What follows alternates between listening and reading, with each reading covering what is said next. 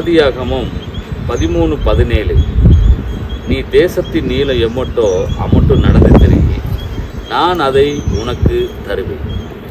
தேவன் சொல்கிறாரு, நீ போய் ஒரு இடத்த போய் வாங்குறதுக்கு பணங்களை செலவு பண்ணி அப்படி இப்படிலாம் சேர்த்து வச்சு கஷ்டப்பட்டு இதெல்லாம் வேண்டாம்.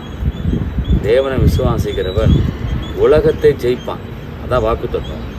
நீ நடந்து திரி, நான் அதை உனக்கு தருவேன். அப்போ நம்ம வேலை என்ன? நடந்து திரிகிற வேலை. தேவனுடைய வேலை என்ன? அதை நமக்கு கொடுக்குற வேலை. ஆபிரகாம் இதை தான் செஞ்சார். நம்ம ஆபிரகாமின் தேவன் சொல்கிறோம்.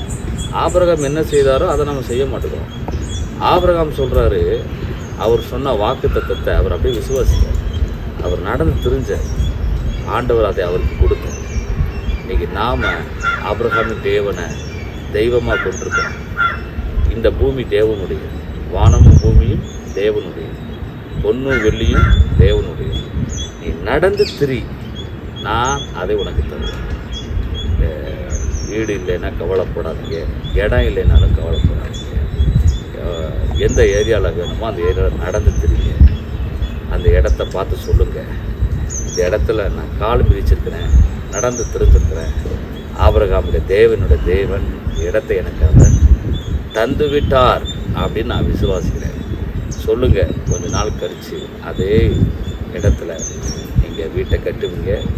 ஆண்டவருக்காக தேவநாமத்தை மகிமைப்படுத்துவீங்க. ஒரு சாட்சியாக நிற்பீங்க. ஆபிரகாம் எல்லாரும் சொன்னது போல் உங்களையும் அநேகர் சொல்லுவாங்க, இவன் ஒரு விசுவாசின்னு சொல்லுவாங்க, கர்த்தரை விசுவாசிக்கிறவன் சொல்லுவாங்க.